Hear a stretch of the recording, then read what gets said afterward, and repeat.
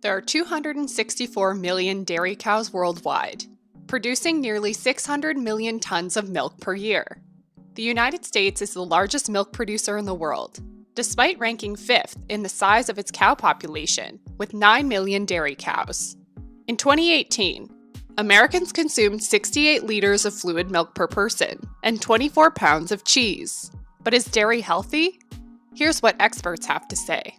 Dr. Greger from nutritionfacts.org explains dairy's cancer risk. Here's the map of prostate cancer mortality. Could dairy consumption have something to do with it, given Northern Europeans, Americans, Australians drink a lot of milk, whereas most non-Caucasians in the world are lactose intolerant? Dr. T. Colin Campbell believes that those who consume dairy double or quadruple their risk of developing prostate cancer. Cow's milk protein, casein, is a chemical carcinogen that is more relevant than any other carcinogen identified so far. Cohort studies have been conducted, tracking millions of research subjects and their consumption of dairy over time in relation to their health. Increased calcium intake from cow's milk increased the risk for prostate cancer, while calcium from non-dairy sources were found to be protective against it. So it wasn't a calcium effect, it was a dairy effect. This suggests that other components of dairy may be to blame. According to the Physicians Committee for Responsible Medicine, dairy intake also poses risks for developing breast cancer, ovarian cancer, and lung cancer. Drinking milk has also showed little to no benefit for bone health. If milk isn't healthy, how did we come to be dairy drinkers in the first place?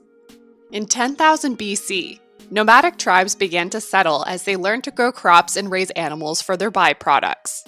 From the days of the pharaohs to the days of the kings, dairy was a delicacy reserved for the wealthy. By the 1600s, cows were brought over to North America, and farmers in cold climates used milk as a survival food to get them through harsh winters. The dairy industry began to ramp up with the invention of pasteurization in the 1860s. Milk lasted longer and became easier to distribute, and the U.S. shipped milk to soldiers fighting in the war.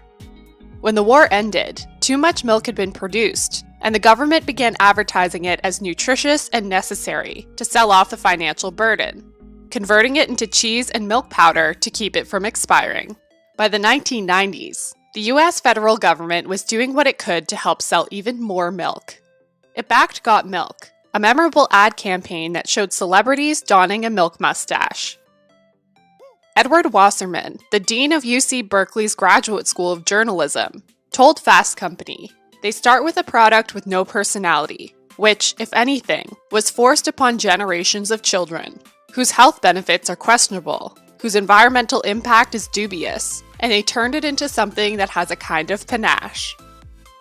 Today, the U.S. government continues to support the dairy industry. It subsidizes 35 cents per liter of milk and provided $22.2 billion worth of direct and indirect subsidies in 2015. Why is dairy cruel? In order to make milk, a mammal must have recently given birth. Dairy cows are artificially inseminated at the age of 2. They are then separated from their baby in order to collect the breast milk for human consumption. The male calves are sold to the veal industry, and the females often become dairy cows themselves. According to a study conducted by the University of Veterinary Studies, Vienna, being separated from their families presents a huge emotional toll for cows. Dairy cows undergo further stress, as they are milked 2 to 3 times a day. Though they are able to live to the age of 20, most dairy cows do not live to see their 6th birthday. While some argue that cows need to be milked, this is false. Their milk is meant for their offspring and contains a specific structure of protein and fat meant to raise a baby calf. The purpose of cow's milk is to turn a 65-pound calf into a 400-pound cow as rapidly as possible. Cow's milk is baby calf growth fluid. In an excerpt on lactose in human breast milk, Dr. Elson Haas notes that human milk adapts to a baby's needs as it grows. In fact, human milk also comes pre-equipped with the lactase enzyme to help the baby digest the lactose sugar molecule. Since we aren't cows, consumption of dairy triggers lactose intolerance in many adults. Let's explore why this happens. As we wean off our mother's milk supply, the amount of lactase enzyme produced drops significantly. It isn't needed anymore. According to the US National Library of Medicine, approximately 65% of the world's population is lactose intolerant, and those who are able to stomach milk into adulthood, mostly Caucasian populations, actually have a gene mutation called lactase persistence. Feel like it's impossible to stop consuming dairy products? There may be a scientific reason for that.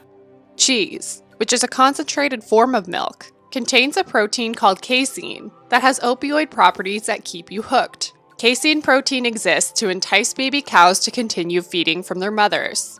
When humans consume casein, they experience the same urge to come back for more. And advertisers use cheese's addictive quality by showcasing melty, gooey cheese pizzas in ads and commercials. Thankfully, there are many dairy alternatives these days. Oat milk works well in coffee. There's almond milk, cashew, hazelnut, hemp, soy, coconut, and peanut milk too. Elmhurst Dairy was one of the largest milk producers in the United States. As dairy declined and was no longer as profitable as it once was, the company switched gears and became Elmhurst Milked in 2017.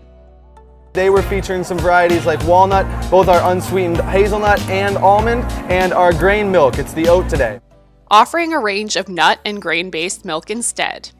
Vegan milk is now a staple in over half of American households. According to Allpro's research team, 1 in 3 people in the UK consume plant-based milk on the go. The global plant-based milk market is currently worth $11.16 billion USD and is projected to reach $19.67 billion USD by 2023.